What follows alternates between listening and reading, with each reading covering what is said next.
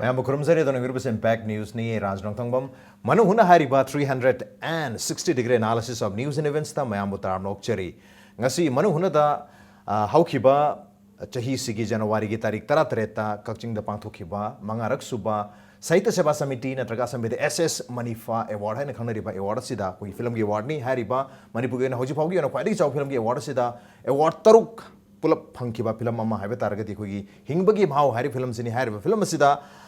Best Film Ge Award yaure Best Director, Best Story, Best Actor in Leading Male, Best Music Director, Best Cinematography. Hai riba award taruk se phangkiba film ni hingbagi mahau. Adugo hai riba film hingbagi mahau hai riba film sigi Best Director ge award phangkraba film sigi director obiri ba ko yoja Jitendra Ningombani ngasi Manung Hutna election libiri basi aha makta da ojani ngombu taramuk cheri welcome to the show. Appreciate you joining. Doja handaki award taruk phangba se hoji phogi wena dekoi sum taja bada Manipur film sing sida koi mangarak SS Manifagi award lei gare ado handaki sida taruk phangba sina kwaidi masing yama male koi Manipur film hadi film ama khatang de award phangba se oja su best direction gi best director gi award phangbiri handaki sida kari happening oja award taruk phangpa se aina hona jaba khara di khajikti akoi mai pa ek haibagi wakhalun amadi tam adu khoi gi best film adi best story su yaure best direction home city Ozarom the Satpudung Tawi, best film, best direction, and best story. Story so Zani Biki Brakato. Mana easy one. The Sigi story say, some young Jamatam the star casting, young Jamatam Damasi, Hindi film legendary movie, Heather Amarbar Anthony. I think that the Machimana Hongi, Mong to happen Malik. Hypetang Masigi synopsis Haigadra. Plot, Matem Habibi. Hajegi. I give him Bigima Hoy, film see Hogi. Machin mana hongi wari ni ado ahan bada aina film si iba loira ba matung da film sing maming si ekhoi ahum moni tholam bani adu matung da ai gi ikai khumna jaba producer se ma ga tanaraga mana masi gi wari si hanjan jan tar ka ma ji kap hai dar ko wari si liba ma kape ba adu masi hingba ga struggle of life hai dar survival of fittest hai dar ma hingnen bo khona bagi wari oi na masi hingba hai bo si palaga tu bum di oi ba ya da bra na hai kana akhoi ni choose tor ko di hingbai mau thola je na thon gi bani okay adu wari si kano ni yamna samtak na aina lijar ba khoi gi loktak part hingi ba khoi punsi gi mahing hai dar Fumdi da Tauri Hingo Punsigi Mingsi, Madugi Hingna Bohona, but the moon Wajarakpa, Mogi, family, Makanoton Honarakpa. Then I do Matung the Loktak part, the Loktak Parki, Akoibada, Akoigi Kitan Miga, Koi Samas Kano, the Kitan laptop Haitare, Adum Kambuka, Labor Haitarico, a Simasi Warinico, a Simai is the Moko in a Moy Moxel contradiction later, but Canada Modam, the family bread and Aruiba, family head of the family, Lady of Neva. Later, under Mona Haman and Masanupa, Hum, Po Canoda, Lehora, Hindu Honor Madam, one owning it and Zadu Kamada Veda. Loktak Batu, Sengduk Nubagi, Wakalunda, Manbu, Low Pakanose. Aduda Fundida, Labor Kangus in Lave, Aro heavy, Alien, Adu Kungan Lord Mokosi Lokchidaba, Loktaki, the Iloktaki Imada, Himena Honager of Kangusi, Nuxi the Bojaga, Tadun and Honarapa, Moduda, Moloktaka Mokogi, Nediva Marie, Tiny Go Mariji, Kaira Paidare, Adu Hindubia, Dia the Banina. Quick Kradai, market hill sitai, quick in Mayangi, capital sita. The market hill sidala, I haraga, quickie, Hujiki Mama Sina, Masa Tang and Honor Paneva. I queen Uwe, Hujika hill is the lady, but Ima, quick hill from Imam sings here. Moko sings, come I don't know Moile, Hamudunda. Ima sings, you more that one massaging Tago, MCS officer Reba, Digi, IPS Ukalakpa, Digi, I saw my Hujuk lady. I do my Imam sings again, what is Tassel Uruga, I know focus of Lakpa. Then Amarum Dega Mukamai together. Hoji Kogi, Kanglai Economic Development Authority, Organization Kedo, Adigi Wakri Union Manipurgaina, Uji Masida Mukamai together, Makojing Sigumokogi responsibilities, Makoina Kraibo, the Kogi Samas, societies, the Kunai, Kanaba PA, Kanagomokana, Kang of Sueva, in Muni Young Gandam, Makoina over Kogi, Levaxi, what's over, sing out Mokoin, not Eva, Kedingaki Hamadanda. I know you inner line permit system in the occasion, Ngori, Kadingawi, Mito Mians at Tantoki them Nari, Mito Miams are my Tangatiki.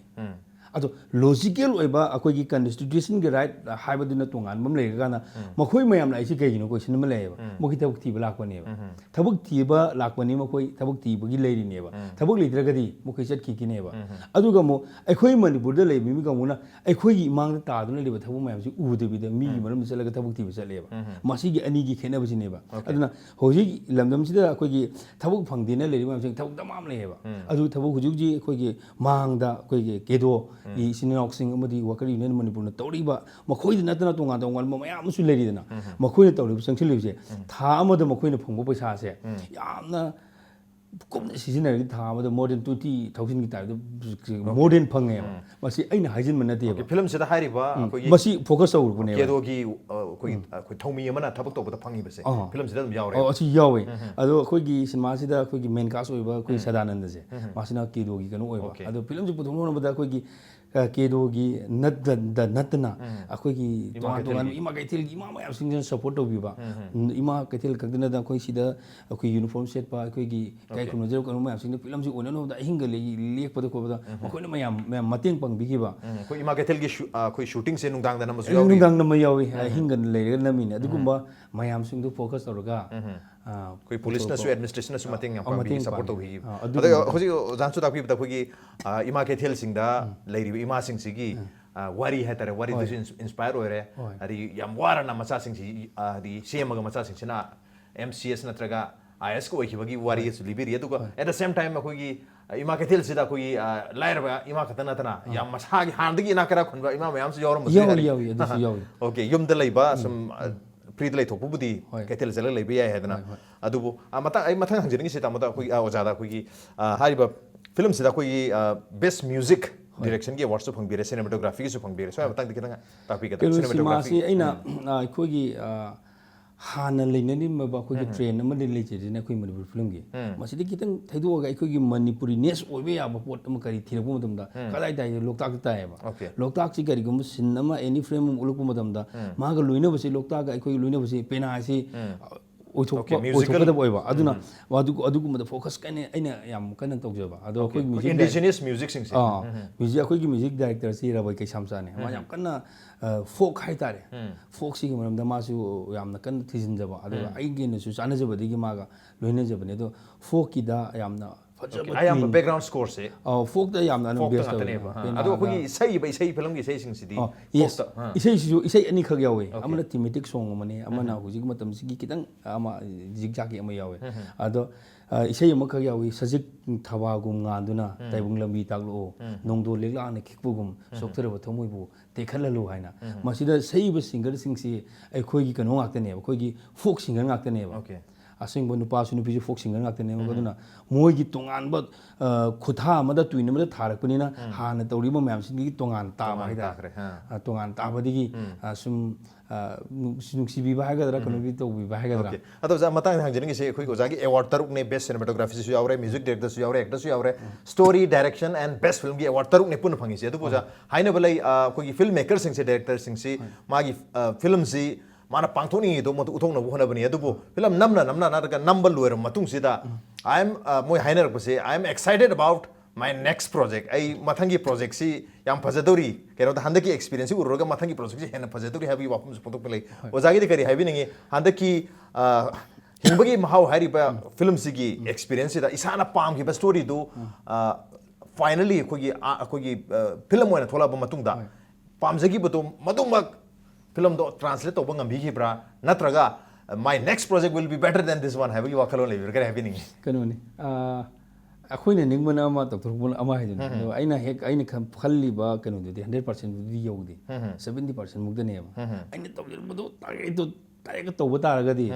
ꯑꯗꯨꯝ ꯍꯦꯛꯇ ꯑꯆꯧꯕ ꯑꯃ ꯃꯪꯂꯥꯟ ꯑꯃ ꯑꯩꯈꯣꯏ ꯄꯨꯂꯞꯀꯤ ꯑꯣꯏꯅꯁꯨ ꯑꯣꯏꯕ ꯌꯥꯕꯅꯤ ꯑꯗꯨꯕꯨ ꯑꯩꯈꯣꯏ ꯃꯅꯤꯄꯨꯔꯒꯤ ꯂꯤꯃꯤꯇꯦꯁꯟꯁꯦ ꯀꯗꯥꯏꯗꯅꯦ ꯈꯪꯕꯤꯌꯨ ꯂꯤꯃꯤꯇꯦꯁꯟꯁꯦ ꯑꯩꯈꯣꯏ ꯀꯩꯅꯣꯁꯦ ꯑꯩꯈꯣꯏꯒꯤ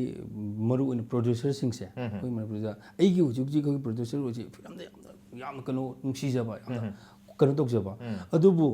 producer ama oina haidare khoi gi international gi kano da paisa ga Budget thada bangam da nang thaning ba nang tong bu tau ga haibo do wa ba haidare Okay. ado ai producer gi ma ga thawai yaw ba ado ma ai ga ma jam mo chana je ba haidare sometimes compromise to bu mi yaw ba aina lokta ki nam na bo na ba dam aina u ko potu haib jaga da chang u bang mak ta ba aina ga pa mi di lokta ki lechin wa tharak ba kano du tan da hi ne ga chaki bu madam da tap na lam chaki madam da som da uniform se bu kangbu mayam da lechin marak di no ga par ga to ba ga khanjar me ba adu literature de gi amusu ai wakal di oi thok ya ba adu project oina pu thok madam di khar wa ba adu kum ga hapsel mo di hen phaja ga dam ne adu wasai hangbi gi bu hang do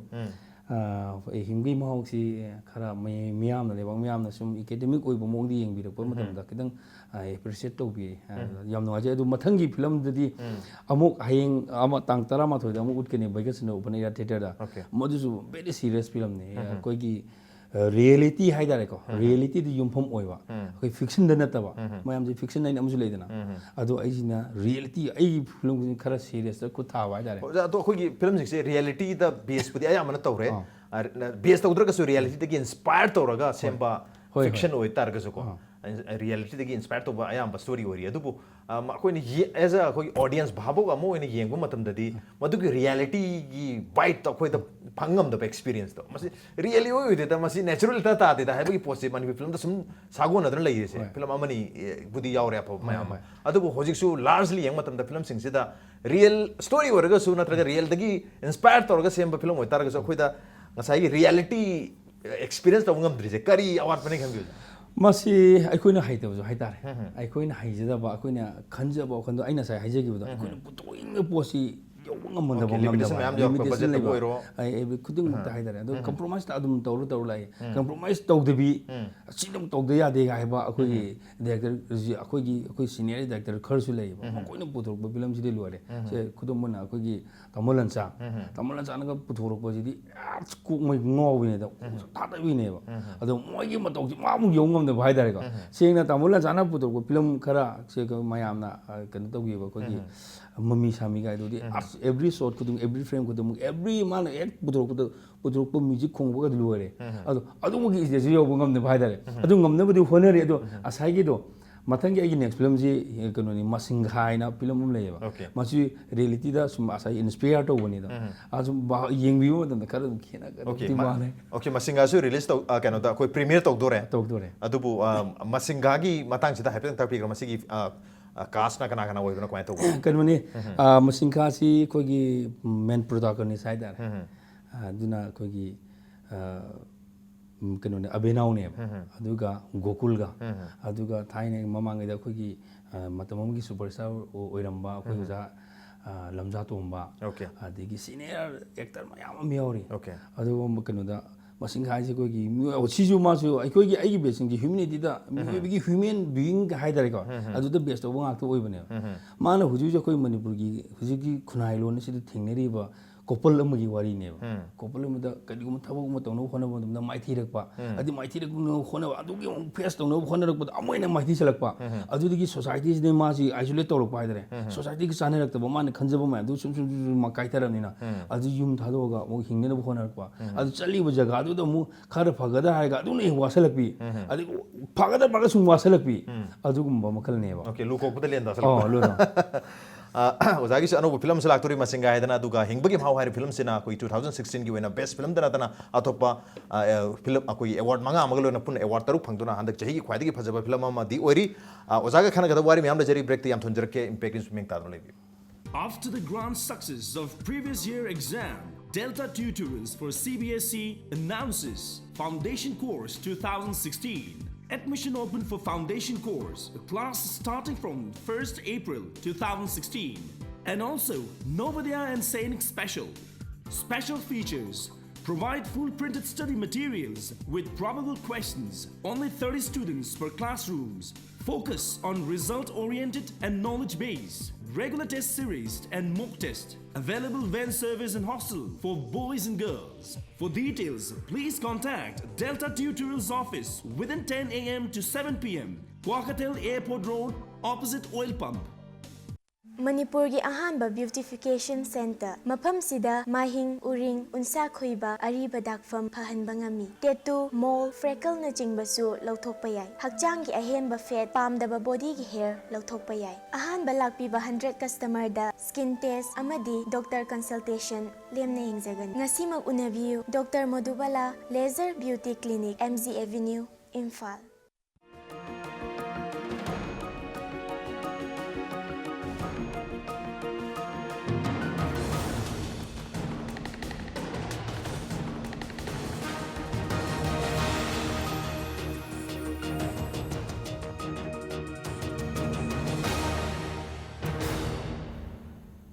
Welcome back. Adon ngi pese Manung Huna a 360-degree analysis of news and events with me Raj Nongthongbam Manung Huna tanga si koi wari sanajar me ba si handak chahi gi January ki tarik tara manga ta pangthokiba manga raksuba SS Manifa 2016 gi award taru phangkiba film hingbagi mahau hairi film sigi director ni adu hairi ba hingbagi mahau hairi film sigi si koi best director gi award su phangbi khara koi oja Jitendra Ningom bani to oja mathang dei hangjani gi si hairi film sida koi multi star hai tare ne actor mayam yaw maru ina koi Sadananda yaure Vidyananda rigi Roshan yaure nupada nupida Abhinav Soma Resmi yaure ari oja Narendra Ningom ba ari oja Jitendra gina yam boy duni ko mana haidi Manipur gi saknai ra ba koi cast mayam hairi film sida yauri aduna koi multi star film nam matam da koi schedule sangna da bagi na traga amaga mochana da ba mana da bagi as a director amo mayam ji handle to da awa badi thang da prakari having multi star number se particularly akhoi aigi sigi hingwagi mau film se masigi dam gedi adugi thoidok lei gidre maramdi aina akhoi actors sing sida aina wari sabu matam da aina wari se soma soma to bonu wari ni hai matam da makhoi ni hena kan thoi yawir ko haidare adagi even akhoi gi main cast ori ba khoi gi Sadananda se yam serious oina yam film sida tawe ba aina film ai series mana he hai matam da he sigi kano se aina sigi subject se aina nangod aina piri se atobum pidana nangod piri se kai gino adu khallo sin hallo aduga film da nangna kano gi khanjaro sin ai nangod ai acting film gam da acting hairo nangna san tok jo ai ina libo wari mai manung je kai hai ni khang ha kana phajin tawe almaina koi gi Abhinav su aduga koi gi Roshan Vidyananda Soma isan Resmi adigi akhoi yam hoi adum mating pang bai dare ko thawain almaina yamna adugi multi oibagi mama ato film sing da schedule sangna da bagi khot bagi do adum de lekidre just only kanu da namani 14 days namani 40 days da 14 days da ado just mana 14 days ga yam tukun thon number se machine oidira khoi film gi kano da ngasai aina hangjagi ba question akhoi real da base da work oiba targa su reality da gi inspire torga semba movie oiba targa su akhoi da audience da reality gi experience ma phangba ngamdri si thuna nam de atawgi namsan gi bazin oidori bra bazan khatagi wana tabi nati koi mani film si thu nam me da nati na adu gi nati kanu gi makha pon ba haidar koi gi numin masing ne haji magi director duna magi actor sing du da haining ba mayam sing se mamut dana haiba ngama ba adi actor duna bajana adapt to bira ba adu gi adam bhajan chat kene ba adu na te bida actor duna ama director duna ama hai actor duna ama tongning adi gi asai schedule ama dum chaning adu gi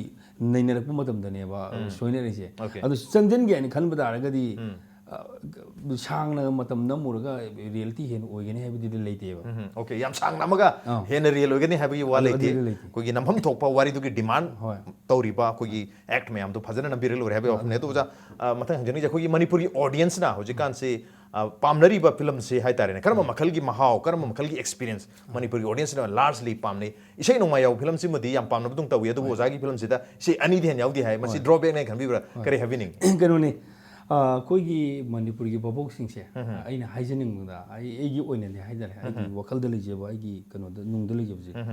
theater ju ju hogjar pa ade theater je haiba sing tu yam serious oi ba haidare aduga hoji koigi Manipur gi kanu ailon sida awaba ngak thingna ba haidare tum hogle awaba khabar pare awaba ngak sida awaba na yaman gi dana awaba gi film yeng de bra khangre do hoji koi Manipur gi babok sing yeng si yam nungai bo ni yeng pleasure oi ba aina lupatara biba natra lupa kun biba kanu ticket mo yeng mo film yeng no han bagi hani bi umde leiba male ado ai gi wakal gi madu pura one ba aina lupatara kun biba ticket ma pung ahum sum ma ta mang odoi ne ba ngau no bo gi dam gi di ai gi wakal ai concept ni ko pung amasu mata pung ahum su mata mangba adugo lupa kun su mangba adu ma kari ko pot ama lahor hanngam patra sini ai wakan leji do hauji aikoi mapalom digi siselakpa haidare mapalom digi bollywood national international kanu mai siselakpa kanu mayam film mayam singchina kamai to geda nungai bagi pleasure gi ina kun bagi kanu gi wari ngakte ne ba at the nungai ba my dream manglan gi wari ngakte oi ba adu aikoi gi manpur gi khunai lon sida chana bra haidu di yengbiri basing ne khangbirim ne aina hairo taksan bo in thokane ba aikoi de huju gi tingneri ba hek tum hol bu digi aikoi na ning the mopang the Bahidare, ning the Maja Kushung Lady, ning the Majung Lady, ning the mopang the Adugum Bakunailo, Amana Kari, Wakan Kalagununga, Dunushineva. Aduna message of a film, Adug message of Aina Hajerisi, or Bollywood taking Lakmanataka, Hollywood Lak films, I'm a pleasure that entertainment the best we have in it. So many Oscar Awakal Pangapokangu sings the Asamtina Pazagazania. Adugu Mama Amatu Ying Hanning Pamale, Adubo. Aigi film ja serious film tawi haina aigi matung de loi ilu habu di yaroi man de society ma sema matam da section kudung maki kanu oigane ba nungai bu su pamu oisunu adigi amo su oibu oigane ba adu bu khare hen khantaning khanta halagadi ikuina le bu khunai lon sida karum makal khar sana ba lehau sana ba haidare adugumba adu khoi khunai siga khoi khunai lon siga mahau chana ba manaba flavor da sembi targadi hen nuai ni hamni adu khoi khunai si ujana au haibu da khoi nungai ba pam da khunai ma Male हाइदी palm तारगसु नुआदु नुमिता ब नुआइ तब अवाब ngata bombard tawle ramni na khoi si film da su awab um yeng da boram ba ya habni ya phajai ujagi wakhal on se to khoi manipur society se yamna nuai thok pa me habsi handaki numi mangani yaw sang do na witness oi khrami khoi manipur na ngasi bokta uru da ba makhal makha kya gi gimmicks hai gadra glamours me ama manipur mi amna witness taw khre apa phata budan to wan ba moi khra su ado ja ojagi khoi film making da khoi as a filmmaker oina changselak pase yungi yamba da su khoi manipur gi sangnai raba awjan narendra ringom lere le khoi theater do ro lila do film do ro are I bada bu oiro ado khoi imungi ke haitare environment sin oidira oja su smaina as a filmmaker amoina thoge na laise si by chance ra natraga masi by determination haida thong ai tawrage masi madi habagi wakhan da tawgi masi kari odino masi kanu ne masi kari haiduna ai by chance by compulsion masi ai angang ne dum ai mang mangla ne ba angang ne ai dum ai akhoi brother arnje magi lila managi script ko pa waje ai dum yeng le managi lila script gi le isai gi kanu I waje ai dum yeng le ma chaka ka ma dai gi to pa yeng ho ye ko ta ma I de pho chakine ko adu I ho ba adu gi magi angang ne magi lila bo ore ga dai mafum chal ji ko je chal yeng ba yeng ho je pakthar yeng ni udana ba ma uju uru do photo yeng ba adagi mamang ida angang da ai si kanu da akhoi gi hindi film hai da ko hindi film jam yeng e ba hindi film yeng ai ni yeng gi hindi film jiga akoi laikai imana busing adoi dagi film khuyeng je manak tara ba aina isana khangdina knowledge tan jegi bai dare adu hindi film mo ni yeng je kari no mo ni tor je kai no je adu thigat pi ne baina adu no ma ai gi khara aina khara kano ore kan ai gi brother huji ki brojen ni ngom jana hai nangna film gi maram de hen khangning ba tar ga english film yeng on hai okay ai ni hindi film ta ni yam ngau je hindi film yeng ora gi english film yeng bo dam da ho ba ji ur ba da hoi stair ka ba matham ka ba amai to wadi kano tar ko ni do theater da yam kuina matam oja ai gi adi guru hai dare oja hoje padma bhushan phangba khoi kala khetre gi director oja kan haila adigi oja korasta aina sahi amaga tha taruk muli jerame adigi oja sanaka ibotombi mingone thi panjare adigi ai kano gi me kano gi William Shakespeare haidare ko Shakespeare gi maram je ni khangro hona bada ko gi kano gi sagol ba morang le ki oja lokendo aram oja ma yang sum ma sum loina rak pai dare sum loina ba theater gi adigi oja ma yang gi tongan ba concept magi ideology principle loi amu mane de oja ma yang sing je oja am na si do oja am si do oja ma yang sum pulu ba gi ngon sum tar ko gi theater tor ma gi ngon da film ji to ning ko haidare kai do to ning da theater sina ai theater gi kano gi yam kano to gi na te ko ai isa gi aina khanjaba ai ujaba di wa ne aina ujaba du nemo mu su yai ko kano da khoi babok si da asai pak bok gi hon ba je babok si yam tuna hai ba ya babok si yam na tuna kano to ya bo si theater si ki si maru ne yam academic oi ba kangu sing na academic oi ba mi sing ne yeng le adu misam prajan di yeng da ba misam prajan ne yeng bu di karam makal gi ala leyen ti ko da sai gi film ta ko ne ba ado aina pamjarakpani manipur gi miya mayam singje karigum kharedi ai film kana haiba ngamgadra na honabani do honaba ngamdri maramdi ai gi film kanu singsi manipur babok na yam accept tawrubra haidi tawdriba asa ina mamangdi panjigi bado asai oja mayam galuina rokpagi oja mayam gi serious oibness oibo khal jum changidana serious oi khanjadana sum kanu tawbane ba adugi man jum jam oibi jamki ngobi tawbi kotbi dialogue ji khoigi kai hadari sling warchi gi yohallaga ko may wawan honbi korbi adugi potuda adu aina haidabanani aina haidabani mo tawribuda aina phatte haribudi yade adu mi tongan ba director khuding mai mai gi concept leibni na aina phare haibasu yade adigi ozana as a director moina kugi atopa kugi script irak patar ne screen play se atopa mini irak pa screen play si direct obna henu ai adu leibigra bra aduga isana oina izabana izaba script hatar ne adu khatang oina direct obibra kari no jai kenu ai ji ahan bada theater to matam da akogi theater gi drama gi kanu asing yam pae ana pari ngai de ma khana pungu ai pungi di sum ininga pai da amai to ko digi theater da lila ai tarama thumu i gare aduga youth festival da college youth festival da dum first second india gi one to dum yaw gare amai yaw digi film de tar mo dum ai ahan film ji nuksi bi ka bo bili ne nuksi bi ka bo bili ji de to kan ka bo bili da san state ke kanu du da kyang jaga ji de libu kang si ai ni sum apak tambak tu ubu madam da ingo feel oh si jaga se khoi oiram mo thaina hojinu oidraba kain khalaga machum chum iningak bulak bodagi i gi bene do hoji aina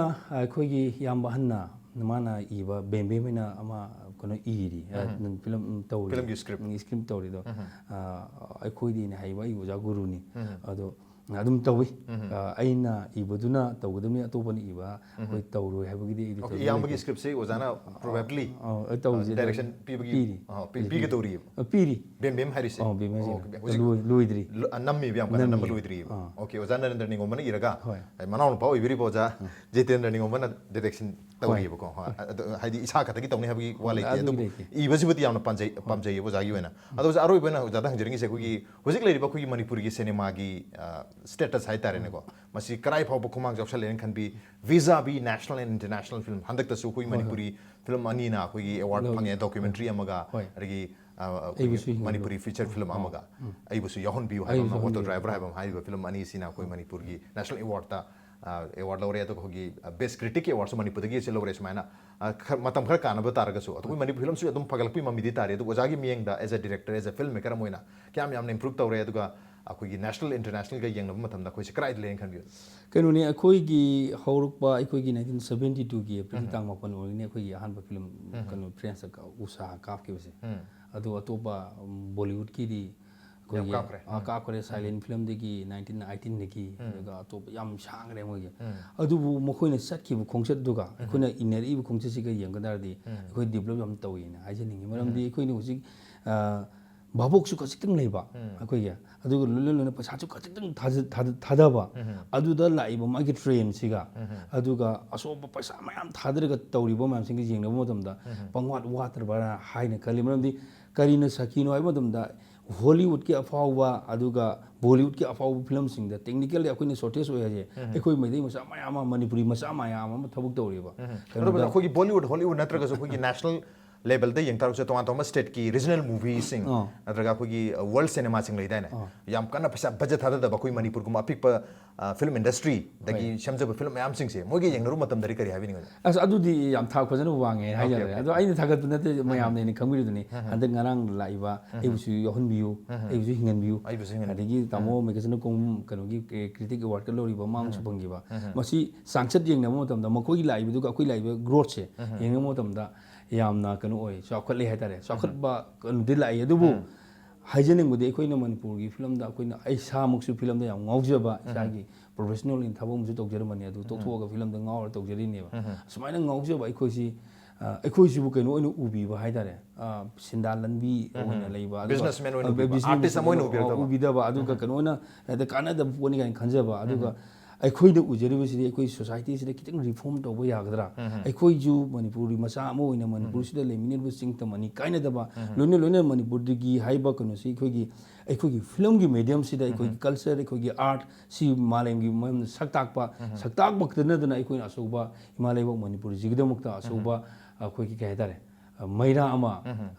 ꯃꯌꯥꯝꯗ ꯉꯥꯜꯍꯟꯒꯦ ꯍꯥꯏꯕꯒꯤ ꯋꯥꯈꯜꯂꯣꯟ ꯈꯜꯂꯒ ꯊꯣꯛꯆꯔꯛꯄꯅꯦꯕ ꯑꯗꯨꯕꯨ ꯑꯩꯈꯣꯏꯁꯤꯕꯨ ꯀꯔꯤꯒꯨꯝꯕ ꯃꯇꯝꯗ ꯊꯋꯥꯏ ꯌꯥꯝꯅ ꯅꯨꯡꯉꯥꯏꯍꯟꯗꯕ ꯌꯥꯝꯅ ꯀꯔꯤꯒꯨꯝꯕ ꯃꯇꯝꯗ ꯍꯥꯏꯇꯥꯔꯦꯀꯣ ꯑꯁꯤꯀꯅꯥꯕꯨꯁꯨ ꯕ꯭ꯂꯦꯝ ꯇꯧꯕ ꯅꯠꯇꯦ ꯑꯗꯨꯕꯨ ꯑꯩꯈꯣꯏꯗ ꯅꯨꯡꯉꯥꯏꯖꯗꯕ ꯑꯩꯈꯣꯏꯅ ꯀꯔꯤꯒꯨꯝꯕ ꯈꯔ ꯇꯧꯒꯦꯅ ꯈꯟꯖꯔꯛꯄ ꯑꯊꯤꯡꯕ ꯂꯥꯛꯄ ꯃꯇꯝꯗ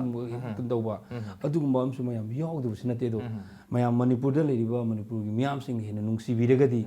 ꯁ꯭ꯄꯣꯔꯠꯁꯇ ꯑꯗꯨꯒ ꯃꯌꯥꯝ ꯊꯋꯥꯏ ꯌꯥꯎꯕꯤꯔ ꯁꯨꯃꯥꯏꯅ ꯑꯩꯈꯣꯏꯅ ꯇꯧꯖꯔꯤꯕ ꯐꯤꯂꯝꯒꯤ ꯂꯥꯏꯟꯁꯤꯗ ꯍꯦꯟꯅ ꯀꯟꯁꯇ꯭ꯔꯛꯇꯤꯞ ꯑꯣꯏꯕ ꯋꯦ ꯑꯃꯗ ꯁꯖꯦꯁꯟ ꯄꯤꯕꯤꯔꯒꯗꯤ ꯑꯩꯈꯣꯏꯁꯨ ꯑꯋꯥꯡꯕ ꯆꯣꯡꯈꯠꯄ ꯉꯝꯒꯅꯤ ꯀꯥꯏꯅ ꯋꯥꯈꯜꯂꯣꯟ ओके अवाटप मयामगी मरक्ता अथिंगबो मयामगी मरक्ता अदगी तौनिंगबो मयामगी मरक्सिदा अखोगी मणिपुर की मियामना तोन तोन मखलगी मियुसिंगना मणिपुरी फिल्म तौजरिबो मयामसिबु सवरपिबा तारगदी मणिपुर फिल्म सु मालेमगी लेवल ता याम वांग मा था वाना चरपदा नतना कोई मणिपुर असिबो सोसाइटी अम ओइना अमगा अमगा नुक्सिजाना लेहनबदा अदुगा मणिपुर बु मालेम दा सक ताकपदा अदुगा मणिपुर सि हेना नुक्सिना लेमिनाबदा अचौबा थौदांग अमा लौबुसु पामी लौहन बियु हाइबा कोई ओजा जितेंद्र निगोंबगी याम चावो मेसेज अमनी on that message ngasi oinadi man hungi tharam se matang sa lesun jarge ngasi ki tharam sida oja jiतेंद्र लिंब्रिक ngasi ki tharam se mapung phan bidong tawja batha ka phonuk chari appreciate your joining thank you masini ngasi ki manu hungi ki tharam ngasi ki edition se karam tobi bage khode khan bir payagani koi mail id impactvnews@gmail.com natraga koi Facebook page www.facebook.com/impactvmanipur da join tobiraga comment amadi feedback thabir payagani with that this is Raj Ronthamam signing out see you same time next time at prime time have a good night